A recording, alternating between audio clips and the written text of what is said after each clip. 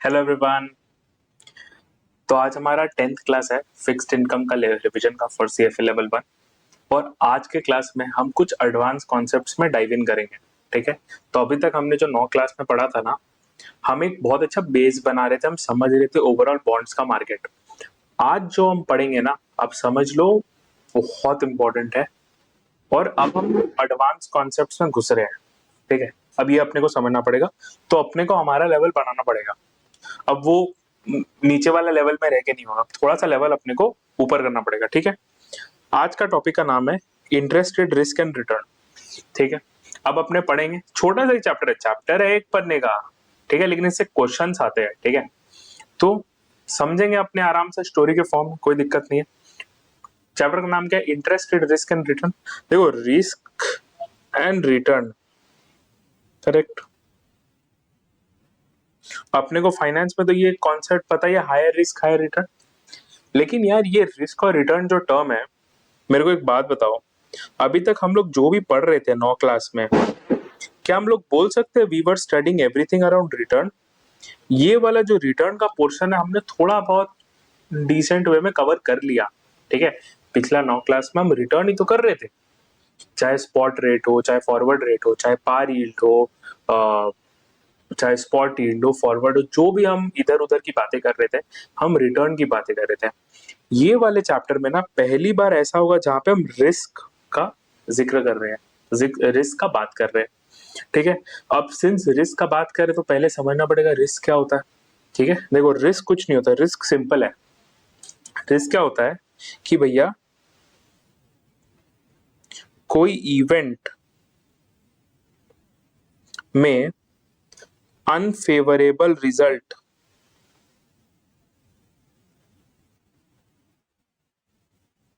आना को रिस्क बोलते हैं। इवेंट में अनफेवरेबल रिजल्ट आए उसको रिस्क बोलते हैं।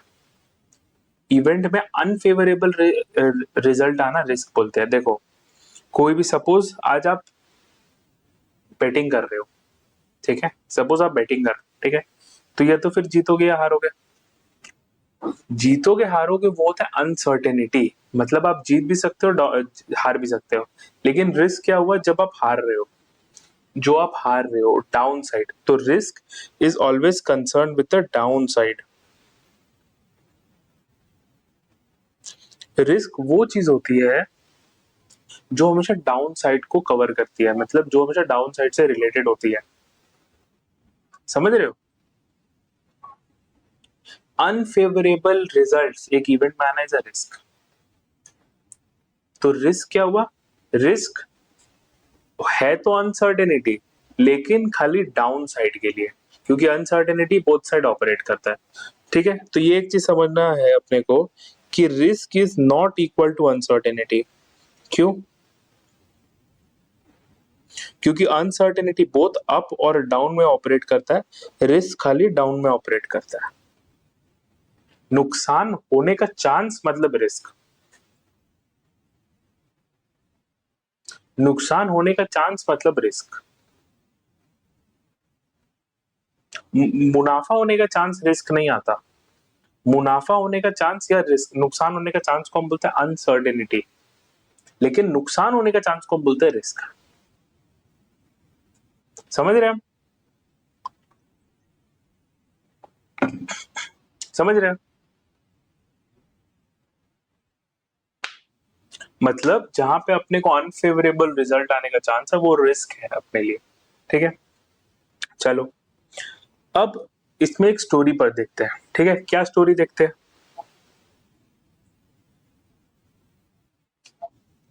जो हमने बॉन्ड में इन्वेस्टमेंट करा है,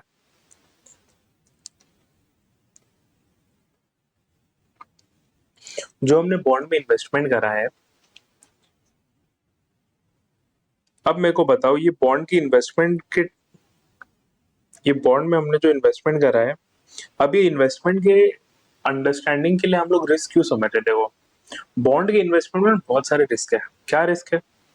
पहला रिस्क सबसे जो प्रिवेलेंट है भैया, जो कंपनी ने आपको बॉन्ड इशू करा है, वो कंपनी बॉन्ड को डिफॉल्ट कर दिया, बोला बॉस मैंने तो आपसे पैसे लिए थे, लेकिन अब मैं आपको वो पैसे नहीं चुकाऊंगा। उसमें आपका नुकसान हुआ, आपने पैसे डाले बॉन्ड पर, आपको नहीं मिलेगा, डिफॉल्ट रिस्क, करेक्ट। ये भी हो सकता है कि बॉस आपने जब बॉन्ड में पैसे डाले तो बॉन्ड था ट्रिपल ए, हमने देखी है रेटिंग कन्वेंशन, बॉन्ड था ट्रिपल ए, लेकिन कंपनी ने कुछ ऐसे कारनामे कर दिए कि भाई बॉन्ड का जो रेटिंग है ट्रिपल ए से गिर के बी हो गया, वो अपना हो गया क्रेडिट रिस्क, ठीक है। अब समझते एक चीज, सपोज हमने जब बॉन्ड में पैसे डाले थे ना, उस समय वाईटीएम चल रहा था 10% का। 10% का वाईटीएम मतलब क्या होता है कि भाई जो मैं आज $100 डाल रहा हूं, अगर मैं 3 साल के लिए डाल रहा हूं तो मैं 3 साल 10% करके कमाऊंगा through the coupon and the redemption, ठीक है। अब ये भी तो सकती है कि मार्केट का सिचुएशन ऐसे चेंज हुआ कि बॉस मैं हर साल 10% नहीं कमा पा रहा, मैं हर साल 10% नहीं कमा पा रहा, मैं कम कमा पा रहा हूं। क्यों? क्योंकि मार्केट रेट हिल गया, उसको बोलते हैं री इन्वेस्टमेंट रिस्क,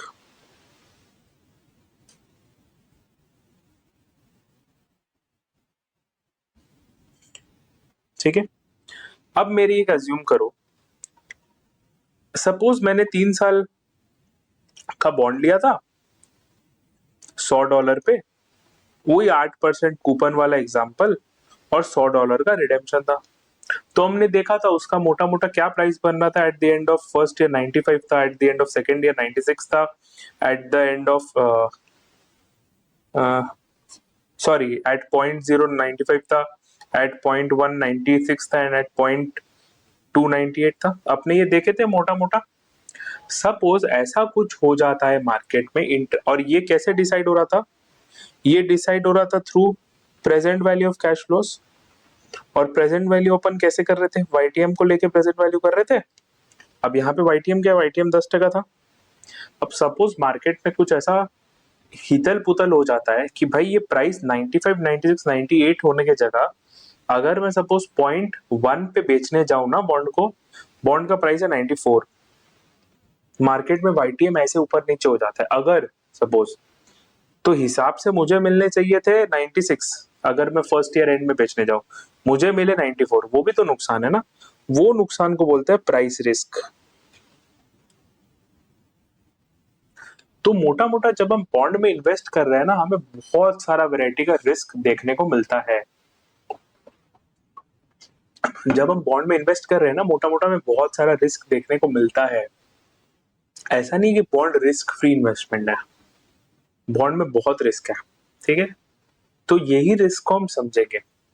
अब जो हम चैप्टर पढ़ रहे हैं उसका नाम क्या है, चैप्टर का नाम है इंटरेस्ट रेट रिस्क। इसका मतलब क्या कि बॉन्ड में इन्वेस्टमेंट के बाद जो रिस्क इंटरेस्ट रेट के मूवमेंट से आएगा, ये चैप्टर में हम खाली वो ही पढ़ेंगे। तो मेरे को खाली एक सिंपल सा भाई बात बता, डिफॉल्ट रिस्क जो होता है वो क्या इंटरेस्ट रेट के मूवमेंट से आता है क्या, इंटरेस्ट रेट के मूवमेंट से आता है? नहीं। तो ये वाला चैप्टर में हम इसकी बात नहीं कर रहे हैं, ठीक है। चलो, क्रेडिट रिस्क, क्रेडिट ऊपर नीचे होना क्या इंटरेस्ट रेट के मूवमेंट से आता है क्या? नहीं। तो इसकी भी बात नहीं कर रहे, ठीक है। मेरे को एक बात बताइए, जो री इन्वेस्टमेंट रिस्क है हमने क्या डिस्कस करा, वाईटीएम के ऊपर नीचे होने से हो रहा है, तो मैं ये बोल सकता हूँ री इन्वेस्टमेंट रिस्क इंटरेस्ट रेट के मूवमेंट से आता है, हाँ। तो ये चैप्टर में हम री इन्वेस्टमेंट रिस्क पढ़ेंगे। प्राइस रिस्क, प्राइस रिस्क हमने क्या बोला भाई, 96 की जगह 94 मिला, लेकिन ये 94 क्यों मिला, 94 इसीलिए मिला, 94 इसीलिए मिला क्योंकि मार्केट में रिटर्न का एक्सपेक्टेशन चेंज हो गया, मतलब इंटरेस्ट रेट चेंज हो गया। तो बेसिकली ये रिस्क भी इंटरेस्ट रेट के मूवमेंट से ही आया है। तो अपने प्राइस रिस्क पे पढ़ेंगे। तो ये चैप्टर में जो दो रिस्क अपने मेजरली कवर करने वाले हैं वो है री इन्वेस्टमेंट रिस्क और price risk. Are be clear? तो ये वाला रीडिंग में अपन री इन्वेस्टमेंट रिस्क और प्राइस रिस्क, दो मेजर रिस्क कवर करने वाले हैं, ठीक है। अपने को चैप्टर का ओवरऑल समझ में आ रहा है कि भाई ये चैप्टर में कवर क्या होगा, रिस्क है, ठीक है। रिस्क क्या होता है, अनफेवरेबल रिजल्ट का जो चांस होता है वो रिस्क होता है। लेकिन भैया ये चैप्टर में पढ़ेंगे क्या, वो रिस्क, वो अनफेवरेबल इवेंट जो इंटरेस्ट रेट मूवमेंट के कारण है, ठीक है। चलो पढ़ते हैं।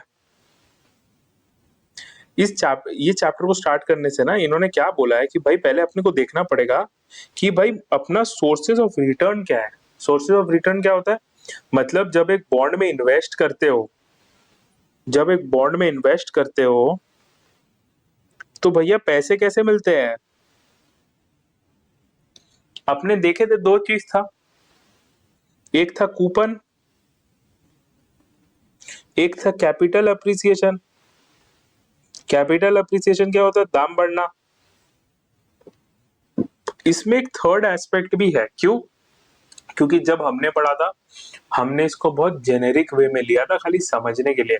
अब हम टेक्निकल में घुस रहे हैं तो टेक्निकल में ऐसा नहीं होता, टेक्निकल में डीप में जाना पड़ता है। थर्ड होता है री इन्वेस्टमेंट ऑफ कूपन। इसका मतलब क्या,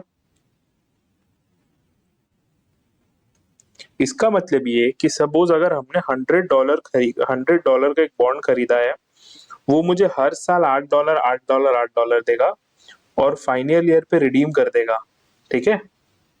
अगर ऐसा कहानी है, ठीक है, तो मेरे को तो पहला साल में बॉस $8 मिलेगा। लेकिन अब मैं क्या करूंगा, मैं क्या $8 लेके अपना घर का बैंक अकाउंट में डाल, सॉरी $8 लेके घर का तिजोरी में डाल दूंगा क्या, या मैं उड़ा दूंगा। नहीं, जब भी अपने फिक्स्ड इनकम बॉन्ड्स और ये सब का यील्ड टू मैच्योरिटीज का बात करते हैं, एक रेट का बात करते हैं, हम अज्यूम करते हैं कि जो बॉन्ड का कूपन मिल रहा है ना, दैट इज ऑल्सो री invested at YTM, that is also री इन्वेस्टेड एट YTM। YTM पे री इन्वेस्ट हो रहा है, क्यों, तब जाके मैं YTM अर्न करूंगा। अगर ये कूपन YTM पे री इन्वेस्ट ही नहीं होगा, मैं YTM अर्न नहीं कर पाऊंगा। ये बात समझो, ये डिफॉल्ट अजम्पशन है, ये हमने नहीं डिस्कस किया था कहीं पे भी। जब हम यील्ड पढ़ रहे थे या जब हम मार्केट प्राइसिंग ऑफ बॉन्ड पढ़ रहे थे, हमने ये चीज नहीं बोली थी, क्योंकि उस समय ये पॉइंट नेसेसरी या रिक्वायर्ड नहीं था। आज ये पॉइंट रिक्वायर्ड है अपने को डिस्कस करने के लिए, आज रिक्वायर्ड है कि भैया YTM या बॉन्ड के कंटेक्स्ट में जब भी अपन डिस्कस करते हैं इंटरेस्ट रेट और ये सब, हम लोग अज्यूम करते हैं कि जो सारा कूपन अपने को मिल रहा है ना, वो भी YTM पे री इन्वेस्ट हो रहा है फॉर द रिमेनिंग मेच्योरिटी। ये इंपॉर्टेंट, YTM पे इन्वेस्ट हो रहा है, री इन्वेस्ट हो रहा है for remaining maturity, remaining maturity, समझ रहे हो। YTM पे री इन्वेस्ट हो रहा है फॉर रिमेनिंग मेच्योरिटी। ये सबसे इंपॉर्टेंट अजम्पशन है बॉस, ये तो दिमाग में रख के चलना ही पड़ेगा।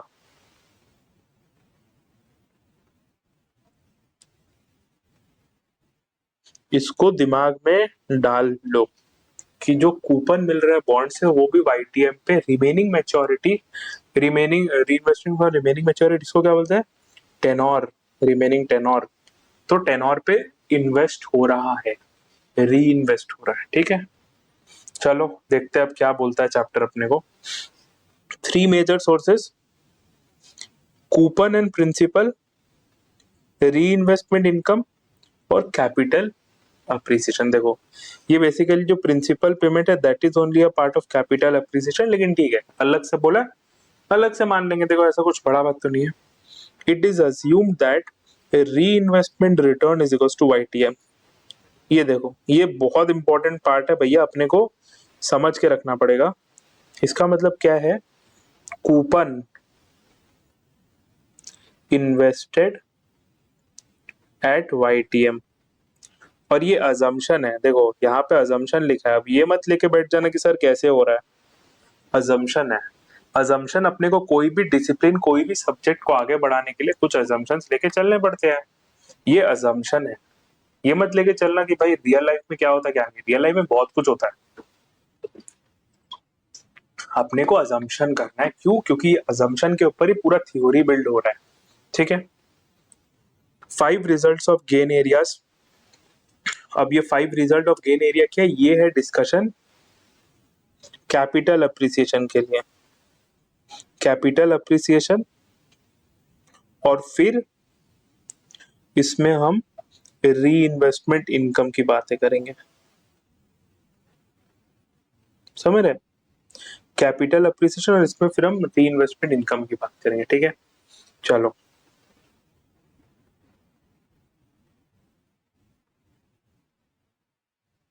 क्या है इसमें, चलो देखते हैं। Investor who holds fixed rated bond till maturity will earn an annualized rate of return equal to YTM when purchased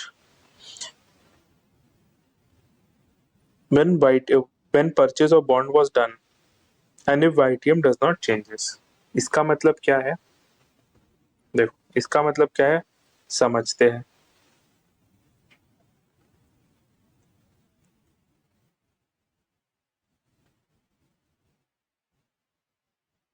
पहले दो तीन पढ़ लेते फिर एक साथ समझा दे। Investor who sells the bond prior to maturity will earn a rate of return equal to the YTM as purchase provided at sale the YTM does not change। चलो पहले ये दो पॉइंट पकड़ते हैं कि क्या बोला जा रहा है। देखो अगर हमने सपोज बॉन्ड का इन्वेस्टमेंट लिया है, ठीक है, एट .0, एग्जाम्पल अपना एकदम सीधा रहेगा, सिंस हम लोगों ने वही $100 का बॉन्ड पे डिस्कस करा तो $100 का ही बॉन्ड रहेगा। ठीक है, 3 साल का मेच्योरिटी है। तो अब एक इन्वेस्टर के पास दो ही ऑप्शन है, या वो बॉन्ड को मेच्योरिटी तक होल्ड करे टिल मेच्योरिटी, ठीक है, या वो बॉन्ड को सेल कर दे, सेल अर्ली। ठीक है, ठीक है, सपोज इसका कूपन अपना वही 8% था, कूपन 8% था, और जब हमने इन्वेस्ट करा था ना उसका YTM 10% था। ठीक है, रिडेम्पशन सपोज पार पे था, जितना मुझे मोटा मोटा याद आ रहा है 3 साल का मैच्योरिटी था, 3 साल का मैच्योरिटी था, मोटा मोटा यही कहानी था if I am not wrong. अगर ये .0 है अपना, ठीक है, तो कूपन शायद सॉरी तो बॉन्ड मोटा मोटा 95 का होगा, $95 का होगा। सिचुएशन 1 में क्या बोल रहा है ना कि अपने को सिचुएशन 1 है ये, हेल्ड टिल मैच्योरिटी। सिचुएशन 1 में क्या बोल रहा है, अगर बंदा .0 पे बॉन्ड को बाई करता है और मैच्योरिटी तक होल्ड करता है, .1 पे बाई करता है मैच्योरिटी तक होल्ड करता है, .1 पे बाई करता है मैच्योरिटी तक होल्ड करता है, ठीक है, तो वो कितना रिटर्न कमाएगा, कितना रिटर्न कमाएगा, वो उसका रिटर्न रहेगा equal to the YTM at purchase. ठीक है, लेकिन एक गिवन सिचुएशन है। क्या गिवन सिचुएशन है? गिवन सिचुएशन है कि YTM चेंज नहीं हो रहा है, YTM does not change, YTM change नहीं हो रहा है। क्यों? अब मैं बताता हूँ। देखो क्या है, उसको कितनी बार कूपन मिला, $8 का कूपन उसको 2 बार मिला बिफोर रिडेम्पशन। ठीक है, अब उसको, और उसका YTM कितना था, 10% का YTM था। अगर उसको 10% का YTM कमाना है तो उसको पहला वाला कूपन भी 10% पे इन्वेस्ट करना पड़ेगा और दूसरा वाला कूपन भी 10% पे इन्वेस्ट करना पड़ेगा, तब जाके तो वो ये वाले पॉइंट में एट थर्ड ईयर, वो ईयर 3 में तब जाके तो रिटर्न अपना 10% बोल पाएगा। सपोज क्या होता है ना, सपोज अगर सपोज ईयर 1 में उसने 11% पे इन्वेस्ट किया और ईयर 2 में सपोज रेट और गिर गया 8% पे इन्वेस्ट किया, तो उसका return will not be 10%, return will be different than YTM, return will be different than YTM। देखो आज ये हम लोग पहला क्लास है जिसपे डिस्कस कर रहे हैं कि भैया YTM और कस्टमर का जो एक्चुअल रिटर्न है वो अलग है। देखो YTM हम क्या बोलते थे, YTM हम अभी तक बोलते थे कि भैया कस्टमर एक्सपेक्ट करता है इतना अर्न करना, कस्टमर एक्सपेक्ट करता है इतना अर्न करना, एक्चुअल तो हमने बोला ही नहीं था। वाईटीएम क्या हुआ, कस्टमर अर्न करना चाहता है इतना, हमने तो एक्चुअल बोला ही नहीं था। अब हम बात करिए एक्चुअल की, तो उसमें क्या था कि अगर बॉन्ड मेच्योरिटी तक होल्ड हो रहा है तो कस्टमर वाईटीएम अर्न करेगा, अगर वाईटीएम चेंज नहीं होता है तो। क्यों? क्योंकि उसका री इन्वेस्टमेंट भी फिर 10% पे होगा, वाईटीएम पे होगा। सेकेंड सिचुएशन में बोल रहा है कि अगर कस्टमर ने जल्दी बेच दिया, अगर कस्टमर ने जल्दी बेच दिया तो उसका रिटर्न क्या होगा। उसमें हमने बोल रहा है कि भैया अगर कस्टमर ने सपोज सेकेंड ईयर के पहले ही बेच दिया, जीरो था, यहाँ पे $8 मिला, यहाँ पे $8 मिलने वाला था, बट उसके पहले ही सोल्ड इट ऑफ, तो भी उसका रिटर्न वाईटीएम के बराबर होगा अगर वाईटीएम चेंज नहीं हुआ। क्यों? क्योंकि अगर वाईटीएम चेंज नहीं हुआ है तो ये जो इस वैल्यू पे सोल्ड गया है, जो मार्केट प्राइस पे सोल्ड किया है, जो मार्केट प्राइस पे उसने सोल्ड किया वो भी एट द रेट 10% पे ही आएगा ना। और ये $8 का कूपन भी इतना देरी 10% पे इन्वेस्टेड था। तो बेसिकली यहाँ पे क्या बोल रहा है कि जिस पॉइंट पे आप इन्वेस्ट करते हो और जिस पॉइंट पे आप पैसे निकालते हो, चाहे आपने जल्दी बेचा चाहे आपने मेच्योरिटी तक होल्ड किया, अगर वाईटीएम चेंज नहीं हो रहा है तो आपका रिटर्न चेंज नहीं होगा, अगर वाईटीएम चेंज हो गया तो आपका रिटर्न चेंज हो जाएगा। समझ रहे हो?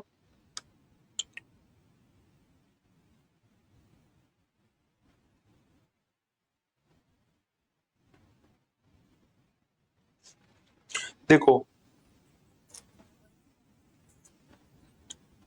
अब ये पॉइंट 2 का ही एक्सटेंशन है। क्या एक्सटेंशन है?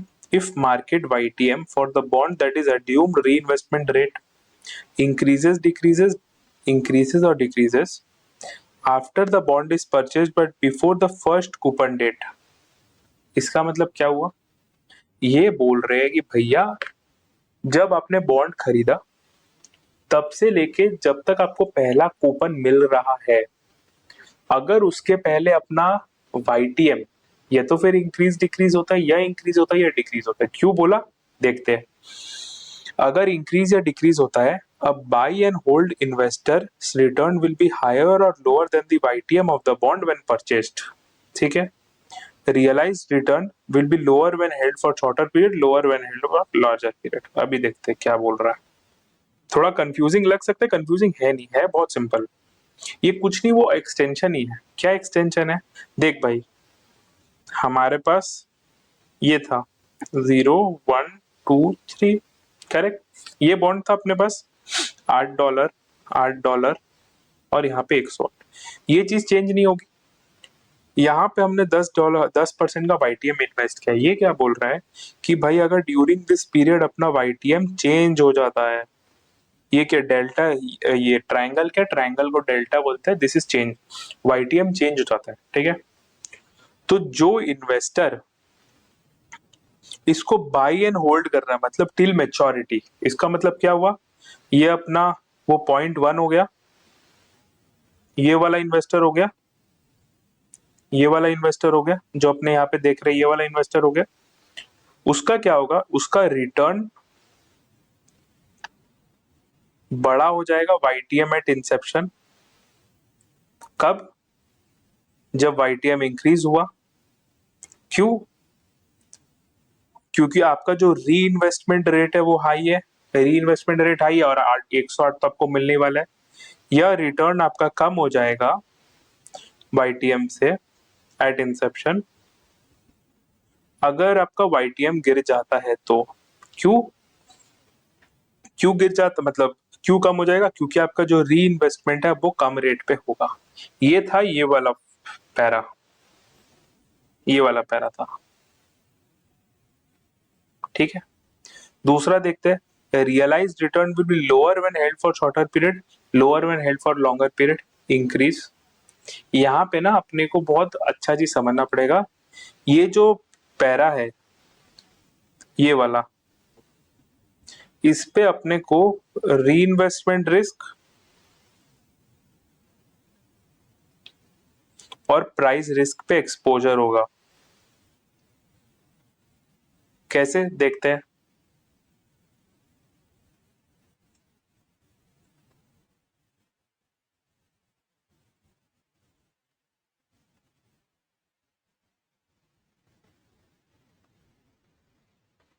अभी क्या बोल रहा है कि भैया वही टेन्योर लेते हैं बॉन्ड का 1 2 3 0 8 8 108, ठीक है।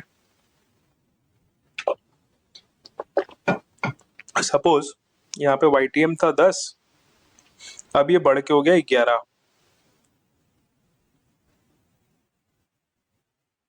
YTM हो गया 11, YTM हो गया 11, ठीक है। तो क्या इंटरेस्ट रेट YTM बड़ा है, इसका मतलब क्या है, प्राइस ऑफ द बॉन्ड गिरेगा। YTM बड़ा है तो प्राइस ऑफ द बॉन्ड गिरेगा, YTM बड़ा है, प्राइस ऑफ द बॉन्ड गिरेगा। गाइस याद करो, हमने डिस्कस करी थी, हमने डिस्कस करा था inverse relationship between YTM and price. तो YTM बढ़ा तो प्राइस तो गिरेगा।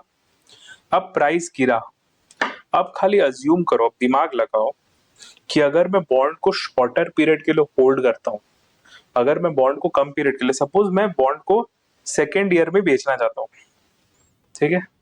एक बार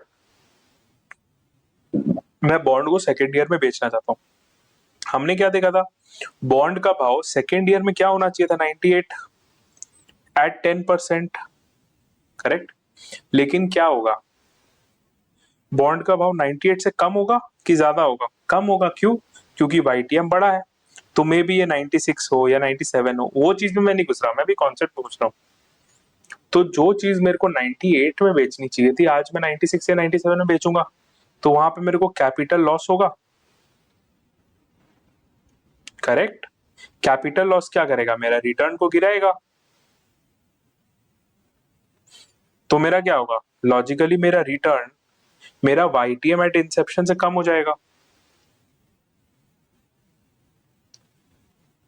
करेक्ट। समझ रहे, ये होता है, ये जो गिरना हो गया ना प्राइस का, इसको बोलते हैं प्राइस रिस्क, ठीक है। लेकिन यहाँ पे स्टोरी खत्म नहीं होगा। देखो क्या हुआ, यहाँ पे एक इंटरेस्टिंग डेवलपमेंट क्या हुआ। देखो भैया, जो मैंने दूसरा साल में बॉन्ड बेचा है, उसमें देखो फर्स्ट ईयर का 8% का, जो $8 का बॉन्ड था, वो भी 10% की जगह 11% में इन्वेस्ट हुआ है। तो वहां पे जहां पे मुझे 0.8 मिलना चाहिए था रिटर्न पे, अब मेरे को 0.88 मिलेगा। इसका मतलब क्या हुआ, ऑल्दो मेरा प्राइस में घटा हुआ है, ऑल्दो मेरा प्राइस में घाटा हुआ है, लेकिन जो री इन्वेस्टमेंट इनकम है वो बढ़ा है। मतलब मेरे को प्राइस में लॉस हुआ है, बट री इन्वेस्टमेंट में प्रॉफिट हुआ है, करेक्ट। री इन्वेस्टमेंट प्रॉफिट हुआ है। तो रिटर्न के ऊपर फाइनल क्या इम्पैक्ट आएगा, that will be based on how price loss and reinvestment profit interact with each other. तो ये जो स्टेटमेंट मैं बोल रहा था ना, रिटर्न लोअर, रिटर्न सॉरी, जो स्टेटमेंट मैंने बोला था रिटर्न लोअर देन YTM, ये स्टेटमेंट इनएक्यूरेट है। क्यों, क्योंकि रिटर्न जो है that is not only based on capital loss और profit, it is also based on री इन्वेस्टमेंट इनकम एंड लॉसेस।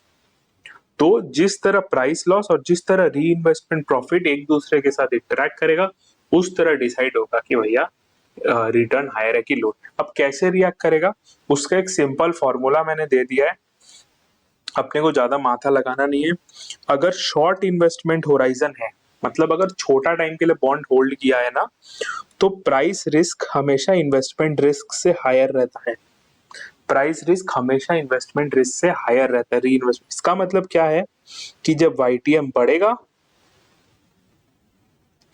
तो मेरा रियलाइज्ड रिटर्न कम होगा YTM से। अगर आपने बॉन्ड लंबे समय के लिए होल्ड करा है, तो प्राइस री इन्वेस्टमेंट रिस्क प्राइस रिस्क से ज्यादा होता है। इसका मतलब क्या है कि जब आप लंबा समय के लिए बॉन्ड होल्ड करते हो, तो YTM के बढ़ने से आपका रिटर्न हायर होता है।